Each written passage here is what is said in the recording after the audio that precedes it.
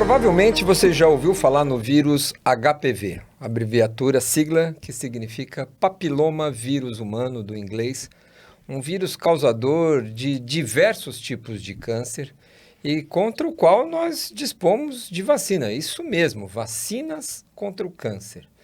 Nós estamos em março e março comemora-se o Dia Internacional de Conscientização sobre a importância e a prevenção do vírus HPV.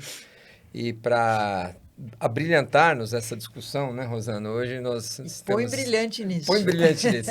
Nós temos a ilustre presença de uma querida amiga, convidada, uma maior profissional, conhecedora do vírus HPV aqui no Brasil, pesquisadora, professora da Faculdade de Medicina da USP aqui em São Paulo, nossa querida amiga, a doutora Luísa Vila. Luísa, que honra, que prazer recebê-la aqui no nosso podcast. Você sabe que nós somos seu fã, né? Eu e a Rosana aqui, e tê-la conosco aqui, falar da tua expertise, toda a sua linha de pesquisa durante uma vida toda em HPV, para nós é um motivo de muito orgulho. Muito obrigado por ter vindo. Bom, eu tenho que agradecer e é absolutamente recíproco, né? Os tantos eventos, reuniões, participações que nós temos juntos é maravilhoso porque denota muito claramente que nós temos objetivos em comum. É isso. E esses objetivos em relação à conscientização sobre HPV e as doenças que esses vírus causam são muito próximos a nós, profissionais, mas também pessoas, porque atrás, muitos anos, quando eu comecei há mais de 40 anos atrás, realmente se sabia muito pouco sobre o HPV. E eu tive o privilégio de estar numa instituição, na época o Instituto Ludwig de Pesquisa sobre o Câncer, sediado que estava no AC Camargo, né, no Hospital AC Camargo, Fundação Antônio Prudente, onde nós pudemos começar. E aí descrever, desenvolver uma série de linhas de pesquisa com a participação de muitos colaboradores, alunos, para chegar aonde a gente está hoje, com esse conhecimento mais amplo. Eu já vou começar fazendo uma pergunta básica, né, Rosana? Aqui no nosso podcast a gente gosta sempre de começar do começo para todo mundo nos entender. Como foi descoberta a relação, a associação entre o vírus e o câncer? Porque não parecia muito normal você achar que um vírus causaria câncer, né? O cigarro, o câncer de pulmão parece meio óbvio, né? A cirrose, o álcool, e o vírus HPV e o câncer. Como é que se produziu esse conhecimento, construiu esse conhecimento ao longo do tempo? É uma história excepcional, muito interessante, que resultou no Prêmio Nobel. Exato. Para quem primeiramente o sugeriu, ou sugeriu essa interação.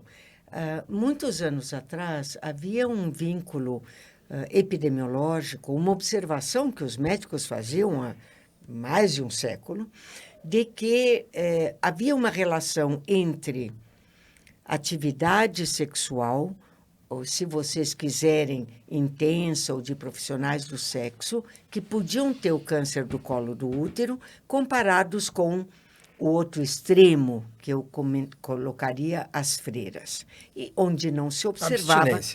onde não se observava essa relação. Mas, mais ainda, e aí é que começou toda a história, a controvérsia, e finalmente se resolveu. Se encontrava uma relação entre sorologia positiva a herpes genital, que é uma doença de transmissão sexual, e câncer do colo do útero. Então, mulheres que tinham sorologia positiva a herpes também estavam mais vinculadas ou possibilidade de ter câncer do colo do útero.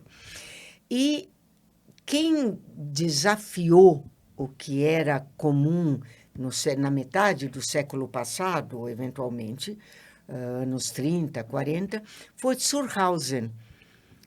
A Harald Surhausen, um pesquisador do Centro de Pesquisa sobre o Câncer alemão, em Heidelberg, que começou a olhar, médico e patologista, começou a olhar tecidos de câncer do colo de útero e de lesões precursoras e dizia, mas aqui não tem nada a ver com herpes, morfologicamente. Um vínculo era a sorologia, o outro foi o que eu estou vendo no tecido. Ele falou, mas tem alguma atividade, tem alguma coisa que talvez pudesse nos levar a um vírus, mas não o herpes, e outro. E claro que dali desenvolveram-se vários estudos e eles foram pioneiros em isolar de uma amostra de Recife, Brasil-Recife, e de uma amostra europeia, os tipos de HPVs mais oncogênicos e prevalentes em câncer do colo do útero, quais sejam HPV 16 e HPV 18. E dali, claro que veio toda uma linha, porque no começo, quem era esse vírus? Sequenciamento que demorava 6 meses para se conseguir um genoma de 8.000 pares de base, um vírus minúsculo. Hoje se sequencia o genoma inteiro humano em horas, tantos bilhões de pares de bases, mas foi assim que a coisa disparou. Veio a epidemiologia dizia, sim, eu entendo alguma coisa, mas a biologia molecular não está provando o que o vírus está fazendo.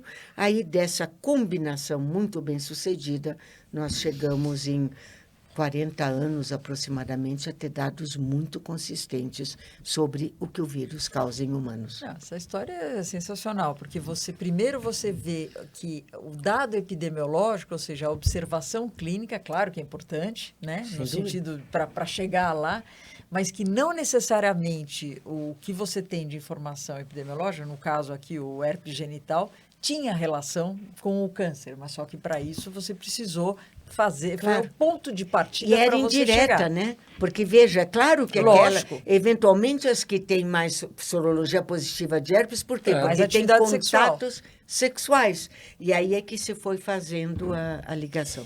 E já que nós estamos falando de câncer e HPV, explica para nós, o câncer do colo do útero você citou várias vezes, mas existem outros também cânceres relacionados a isso, né? E qual seria hoje, talvez, a maior preocupação dessa relação do HPV com algum tipo de câncer? De fato, isso é mais recente, mas eu diria que existe uma questão importante em relação ao colo do útero, porque esses são os tumores mais frequentes associados ao HPV. Então, tanto epidemiologicamente quanto molecularmente, se concentravam nesses tumores, porque provavelmente dariam uma resposta como deram antes dos outros. Mas eu me lembro, em 1985, os primeiros tumores que passaram na minha mão, porque era um grande ponto de interrogação, câncer de pênis, no 85. E nós utilizávamos uma metodologia menos sensível na época, etc., mas, de qualquer maneira, detectamos e publicamos naquela ocasião que havia HPV em metade dos cânceres de pênis. Mas também era metade dos cânceres de colo do útero na época, porque a gente tinha poucas ditas sondas. Nós conhecíamos 16 e 18, HPV 6, 11, por causa das verrugas genitais, foram os primeiros que foram sendo isolados, para depois, e atualmente, nós termos 200 tipos em humanos e 400, incluindo todos os animais. Então, é uma família muito grande. De qualquer maneira, foram achados que levaram ao pênis. Depois do pênis, claro, e outras regiões, outros tumores na região genital. Vulva, vagina, mas com proporções diferentes, né? Enquanto o colo do útero, a gente diz 100% causado por HPV, 50% pênis. Vagina, 70%, 50% vulva. Vulva e pênis, pele na região genital, mulher, homem, respectivamente, estariam contemplados. Mas, e mais recentemente, canal anal, que também haviam várias imagens clínicas, morfológicas e epidemiológicas de que o canal anal não o intestino, né? Não como a gente pensa lá para dentro. Não, o canal anal, no máximo reto, com alguns tumores associados ao HPV, 90% deles podem ter HPV. E mais recentemente ainda, orofaringe. Porque havia relatos mais atrás, mas que não foram tão contemplados, porque a proporção é menor, de que na tonsila, nas amígdalas, tonsila palatina, havia manifestação morfológica do vírus, que é meio incerta, não é garantido, não se faz detecção morfológica do vírus, é molecular, mas havia, e a tonsila parece ter, e parece que quem tem tumor na tonsila está com HPV. E aí a coisa se desenvolveu, e hoje nós sabemos do grande risco em homens, um pouco mais do que em mulheres, de câncer de orofaringe associado ao HPV. Antes de falar das vacinas, né? Acho que as vacinas foram um divisor de águas, né? Do reconhecimento à imunização, à prevenção. Na prevenção desses diversos cânceres, o colo do útero, a gente há muito tempo conhece os testes de HPV, né? O chamado Papa Nicolau, né? Que se fazia antigamente, nós estamos migrando para testes de melhor qualidade. Mas o rastreamento do câncer de colo de útero a gente fazia e faz até hoje, na mulher vacinada ou não vacinada, a gente continua fazendo o rastreamento. Para esses outros cânceres, tem rastreamento? Dá para saber se eu tenho um câncer de pênis, de ânus, de boca, de orofaringe, eu devo colher teste ou só para o câncer de colo de útero que se faz rastreamento? É uma excelente colocação e ainda uma grande preocupação em medicina, porque é preciso insistir mais um pouco que o Papa Nicolau salvou muita gente, porque é um teste morfológico aonde, pela cabeça brilhante deste médico, observou e colhia até da própria esposa, que seja, mas observou que havia células alteradas, que ele tinha o desenho, na época, 1930, o desenho das células e que algumas eram diferentes. E quando era diferente, ele olhava melhor e podia encontrar, e as pessoas que tinham câncer tinham testes de Papa Nicolau alterados. Agora, para os outros tumores, em geral, não há. Começa a haver alguma proposta de rastreamento morfológico, citológico, né? Olhando as células que descamam do canal anal. E isso se começa a discutir cada vez um pouco mais, porque é uma região também que tem uma capacidade de descamar células que indicaria se existe uma lesão precursora ou propriamente, ou até mesmo um câncer. Mas para orofaringe, para vulva, para vagina, para pênis, não há rastreamento. Também não há para canal anal, mas já está um pouquinho mais adiantado.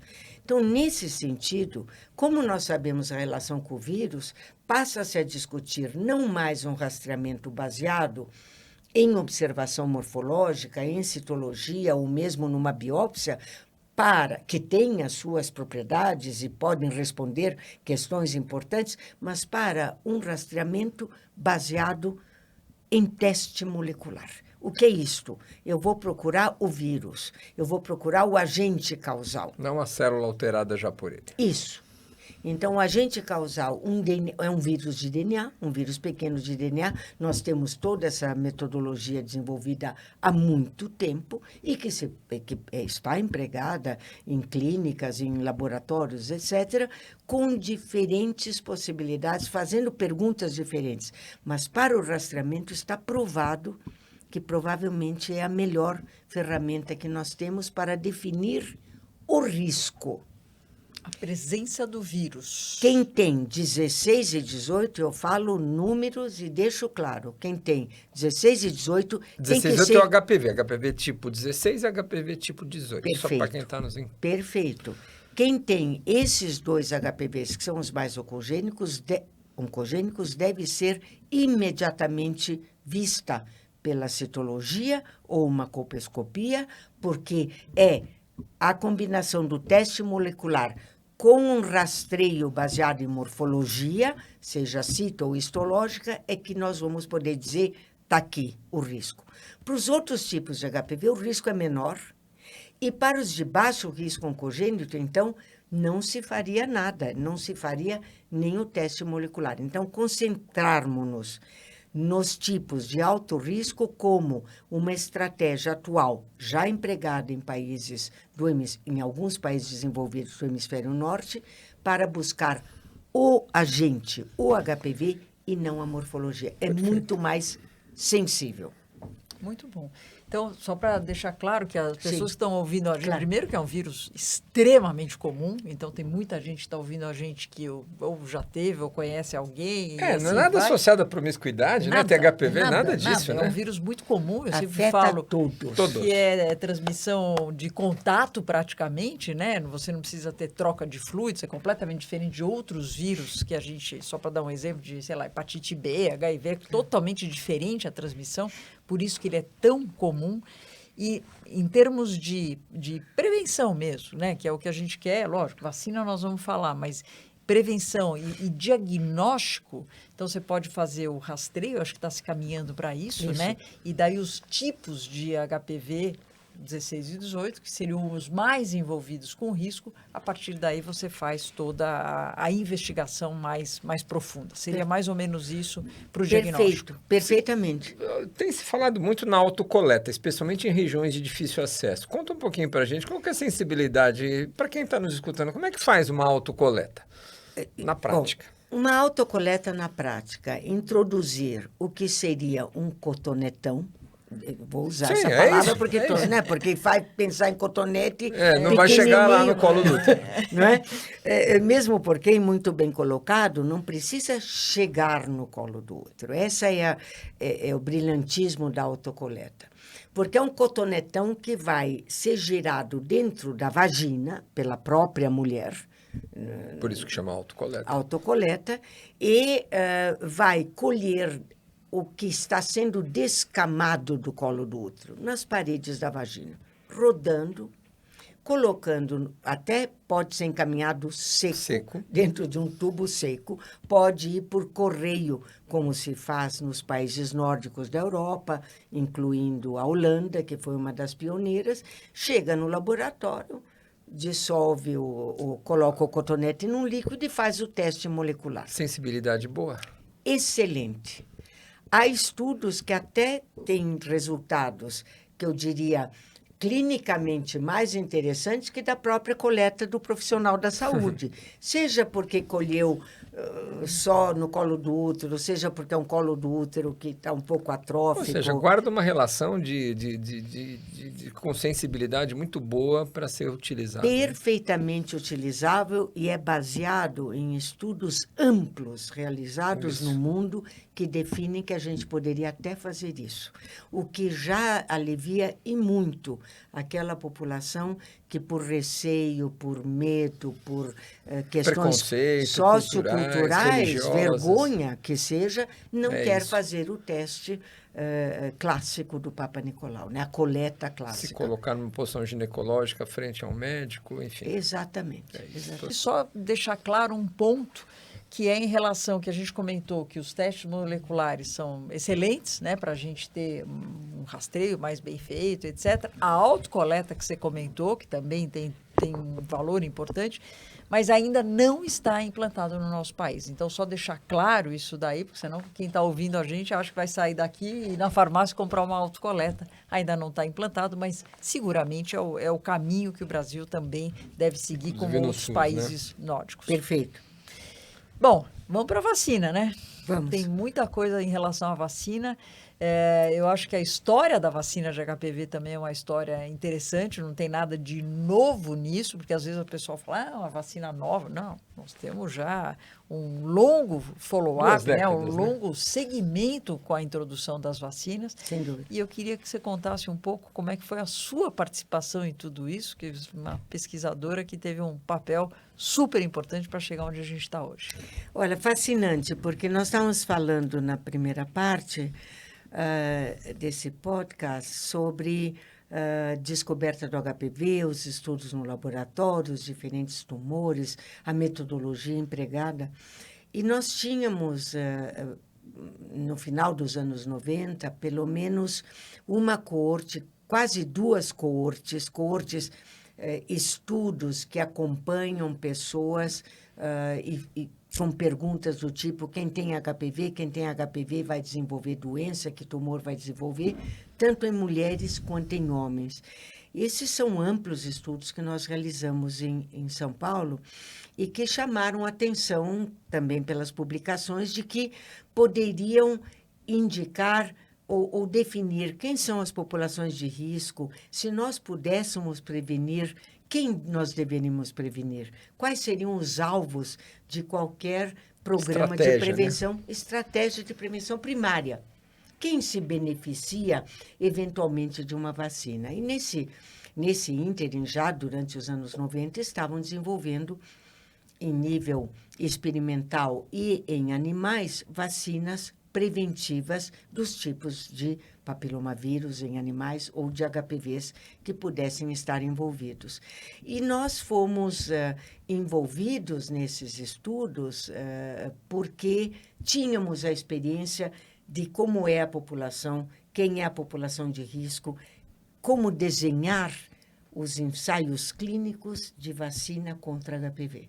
Então, foi muito positivo, porque, de um lado, com toda a franqueza, eu não sabia nada de vacinas e não estive envolvida no seu desenvolvimento, acho que é importante dizer, mas tínhamos a experiência de para quem, e como, e quando. E colocar em prática para poder fazer o estudo. E nós tínhamos informação da resposta imune natural, por exemplo, que as pessoas que têm HPV, quantos anticorpos fazem, quais são os títulos. Nós tínhamos nos nossos estudos. Agora, com a vacina, digamos que se explorou esse conhecimento básico para aplicar em ensaios clínicos extremamente bem conduzidos, com toda a seriedade, por mais de uma indústria farmacêutica que nós sabemos, não é? Então, foi esse envolvimento que nos levou a participar de reuniões dizendo, olha, aqui eu vi nessa população de mulheres e nos homens. Nos homens nós temos esses dados. Por que só a mulher? Não, o colo duro. Não, mas o homem também. E dessa interação, dessa troca de informações é que eu acabei me envolvendo. A gente sabe que no mundo das vacinas, a tecnologia de VLPs, né, que é uma abreviação de partícula semelhante ao vírus, foi uma das primeiras vacinas colocadas em programas públicos com esta plataforma, né? Então, para quem está nos acompanhando, VLPs, você retira o material genético, pega uma proteína de superfície do vírus que se reajuntam ali numa formatação muito especial que lembra o vírus, por isso que elas chamam partículas semelhantes ao vírus, e que induzem uma resposta imune. Enorme. Eu não vou dizer nem que é semelhante à infecção, porque é muito superior à infecção natural, né? Então, esse talvez seja o grande desafio, o grande valor que essas vacinas agregaram, essa plataforma agregou, porque você consegue induzir o nosso organismo a produzir defesa e anticorpos que vão lá ficar não só no sangue, mas ali espalhando pelas mucosas nossas todas e proteger dessa infecção. Então, mas você me falou, né, Luiz, aqui são 200, 400 tipos de HPV, até perdi a conta. Cada vez que a gente estuda um pouco, descobre outro número. Os humanos, 200. Eu comecei com quase 100, fui para 100, hoje já estamos no 200. Isso. Mas 200 tipos, e aí tem que fazer 200 vacinas diferentes para cada tipo? Como é que são feitas as vacinas? Não, é uma excelente pergunta e é muito importante que a gente reassegure ou assegure a população, todos que estão nos ouvindo, que essa parte foi muito bem estudada e cada vez nós estamos aprimorando. Houve um período que a gente dizia em torno de 20 tipos associados a tumores na região genital feminina. Os chamados oncogênicos. Feminina.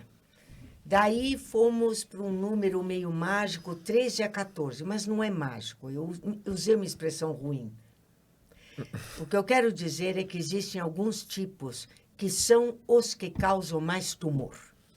E quando a gente afina, apura, por uma questão de frequência também, de como eles se distribuem no mundo e nos organismos, nos nossos tecidos, que tem alguns que são muito piores e nós temos que focar nesses. Outros que são mais ou menos e alguns que causam pouca doença maligna. Ou seja, muito mais agressivo do que os outros. Outros, claríssimo. Então, de 14, hoje nós falamos em 7. E são os 7 que estão contidos numa vacina mais atual, que é chamada de 9 tipos. Você não falou 7, porque são 7 que causam piores, câncer, 7 que causam câncer e 2 que causam as verrugas genitais, que a gente quer proteger também, porque são doenças de transmissão sexual mórbidas em certos casos, em pessoas que têm imunossupressão, um monte de consequências.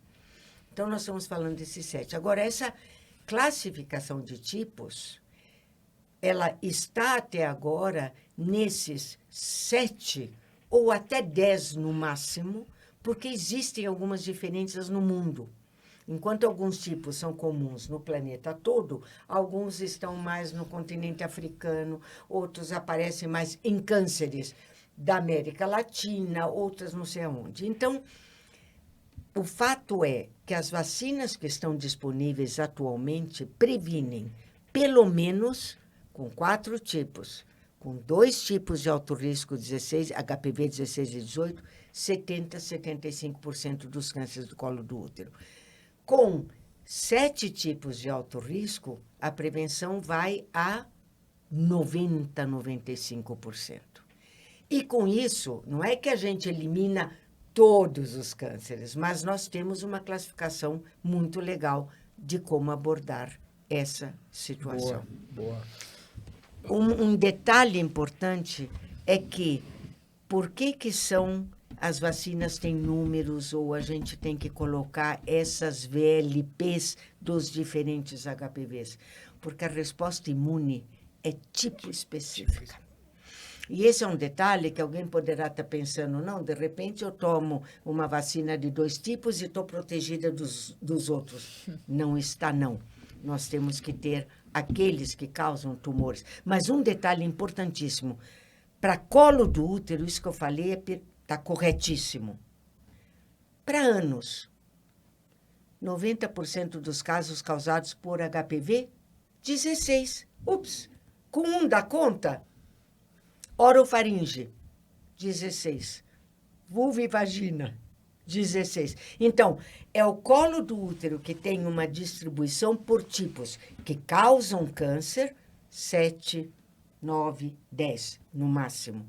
Mas para os outros sítios anatômicos, para os outros locais, com HPV 16, se preveniria a grande maioria dos tumores. Isso lembra um pouco as vacinas de pneumonia, lembra um pouco as vacinas de meningite, que quanto mais tipos a gente coloca na vacina, a gente amplia o espectro de proteção. Né? É isso mais ou menos que a gente está... Mas eu acho que porque assim, essa informação que você deu agora, eu acho que para quem está ouvindo a gente é super importante, porque sabemos que se a gente fala em rede pública brasileira, nós temos para todos os adolescentes e adultos jovens, aí está falando de 9 até, neste momento, até 19 anos, a vacina disponível de 4 tipos, que previne para o colo do útero, nós estamos falando de 70%, 75%, agora, para os outros tipos... Está prevenindo. Está prevenido.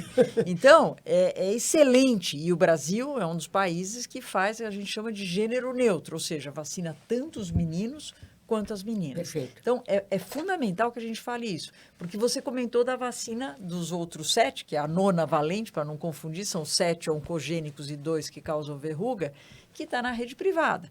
Que, lógico que tem seu papel também, né? No sentido de você melhorar ainda mais a proteção, mas muito mais voltado quando a gente pensa em colo do útero. Então, deixar claro que temos vacinas disponíveis na nossa rede pública até os 19 anos.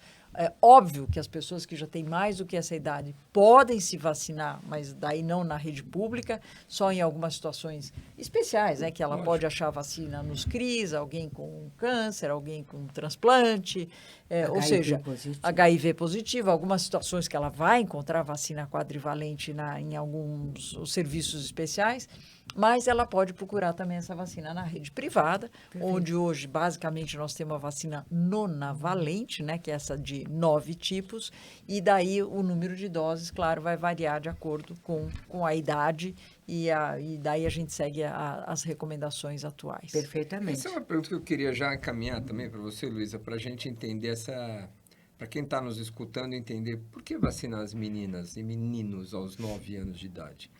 O câncer não acontece aos 9 anos de idade, né? A gente normalmente vacina para aquela faixa etária onde a doença incide, né? Então, uma vacina contra o câncer aplicada aos 9 anos, qual que é o racional de vacinar um adolescente tão cedo? É muito claro e pode levar até alguma controvérsia, porque parece muito cedo, porque a menina é muito jovem ainda, mas a história natural das doenças causadas por HPV, que podem demorar até anos ou décadas para se desenvolver. Da infecção ou câncer? Do momento que eu eventualmente me expus, adquiri aquele vírus, até aparecer o câncer, podem se passar facilmente 10, 15, 20 anos. Mas o que nós aprendemos que essa história natural requer que o vírus que é adquirido persista por algum tempo até atingir, alterar as células o suficiente para começarmos a ver lesões precursoras ou o próprio câncer. Mas quando a gente se expõe ao vírus? E aqui é a pergunta básica: como a gente se expõe ao vírus? Como esse vírus é transmitido? Ele é transmitido por contato. E o contato mais íntimo, o contato mais próximo entre regiões genitais, anais, orais, se quisermos, é através de atividade sexual, de um contato muito direto. Quando começa a atividade sexual? Depende do país, depende da classe social, depende... Depende de muitas coisas, mas, em geral, na puberdade, em geral, quando a menina ou o menino começam a ter, por todas as questões hormonais, etc., a ter a sua libido, a sua vontade, assim por diante, o que é muito positivo. Mas, se essa é uma vacina que previne a infecção, eu estou prevenindo, eu não estou tratando, eu não estou modificando o perfil da doença, nada. Eu estou impedindo que o vírus entre nas minhas células. Então, se eu já comecei os contatos, ou mais ainda, intensifico os contatos com a idade, é provável que eu já me infecte. Quando eu não estou infectado, é quando a vacina terá o seu melhor, a sua melhor eficácia. Sua melhor performance. A sua melhor performance. Ou seja, antes do contato, antes do início. Ah, não, mas ainda não houve relação sexual propriamente dita, não houve penetração, mas os toques, os brinquedos sexuais, alguma coisa, pode transmitir? Pode. Menos frequentemente, com menos eficácia, mas pode transmitir. Então, quanto antes, é melhor. É uma vacina de prevenção primária. E os estudos mostram, né, que a resposta da vacina na menina, mas no menino mais novo, é melhor do que não é. Tanto é que a gente usa menos doses nos jovens do que nos adultos, que precisam de mais doses. Perfeito. Ou seja, tem o melhor benefício no momento que a menina e o menino não se expuseram ainda, tudo de bom, né? Ou seja, nós temos a ideia é colocar barreira antes do contato com o vírus. Exato, né?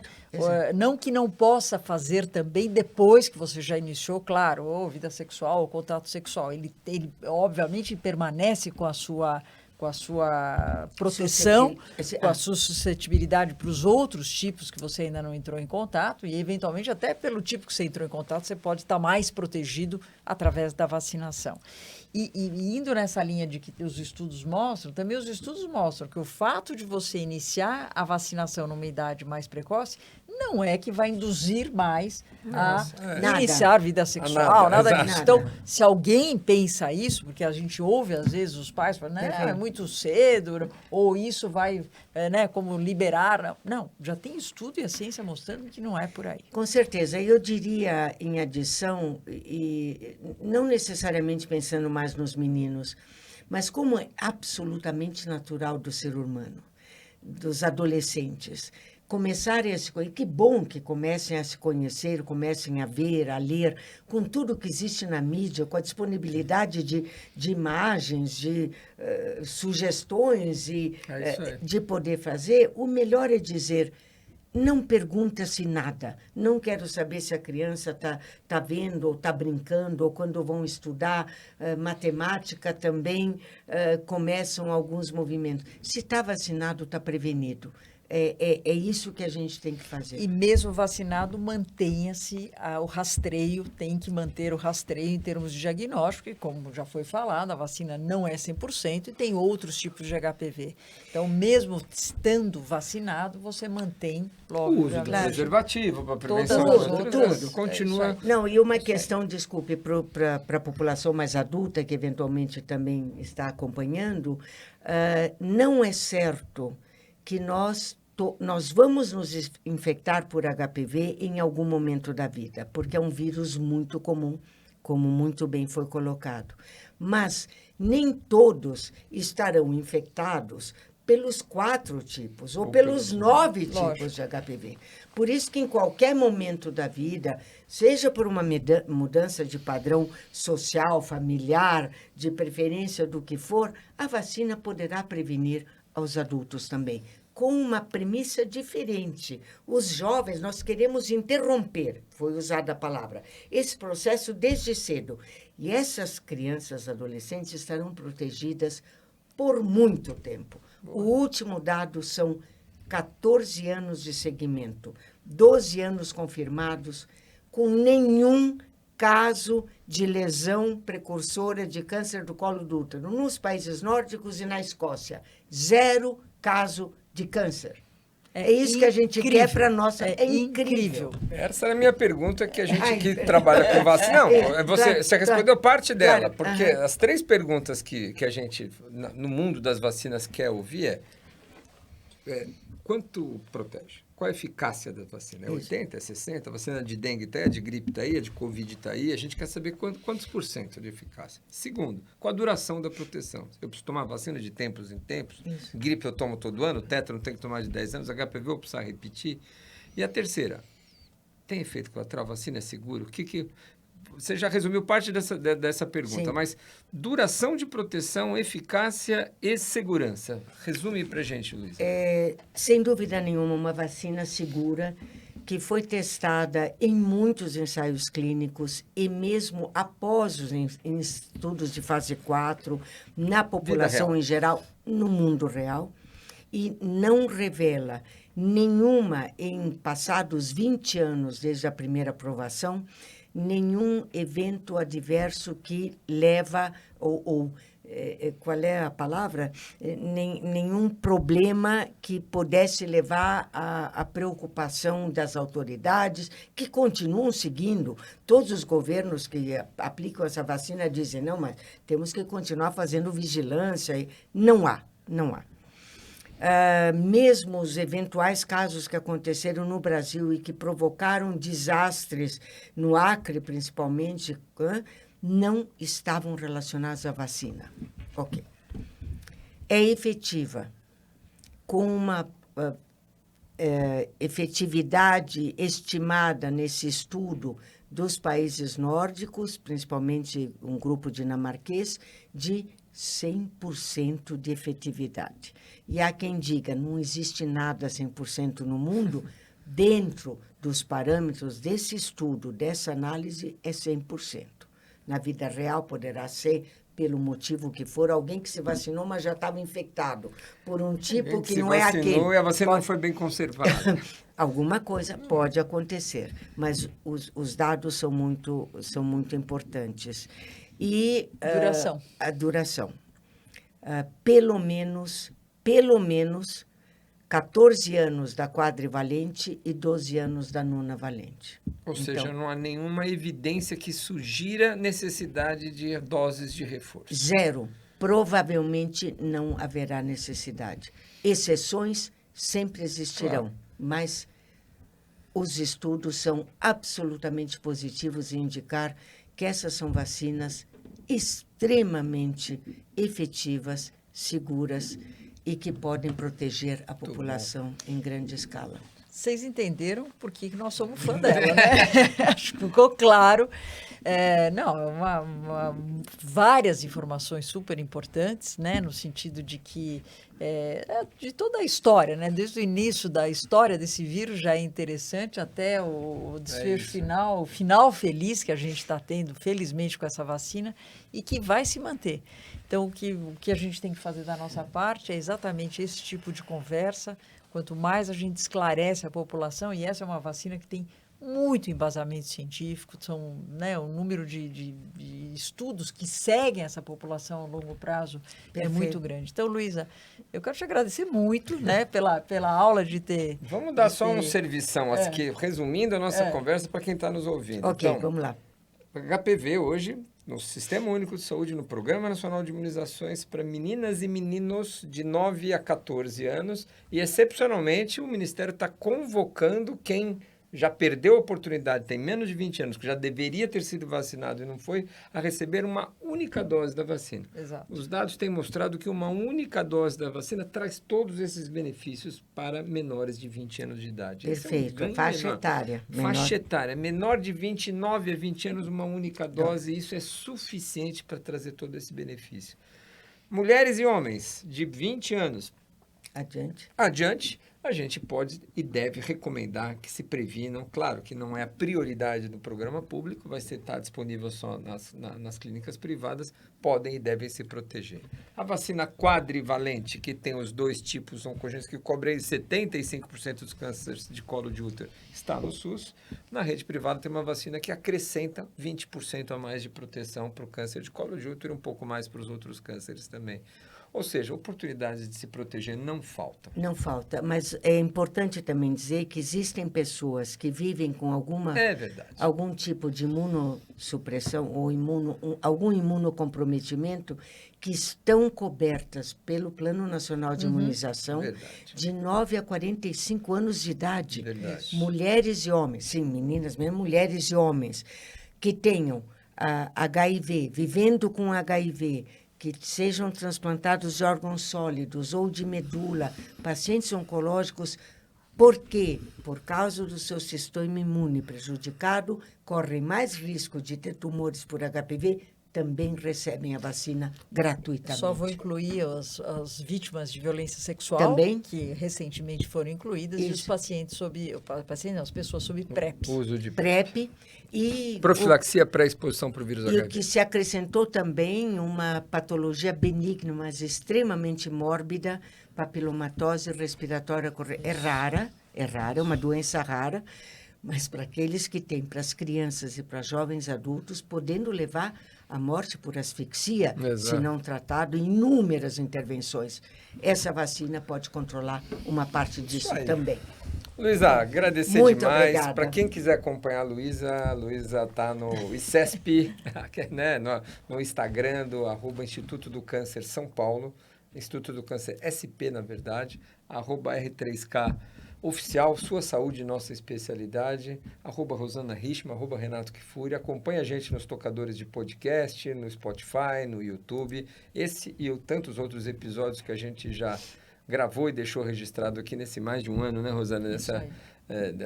Dessa nossa parceria, estão aí à disposição para a gente compartilhar e dividir. Luísa, de novo, muito obrigado, uma honra e uma delícia essa conversa. Concordo plenamente, agradeço muito e estamos sempre à disposição. Muito prazer, muito obrigada a todos pela vossa atenção. Obrigada. Até a próxima.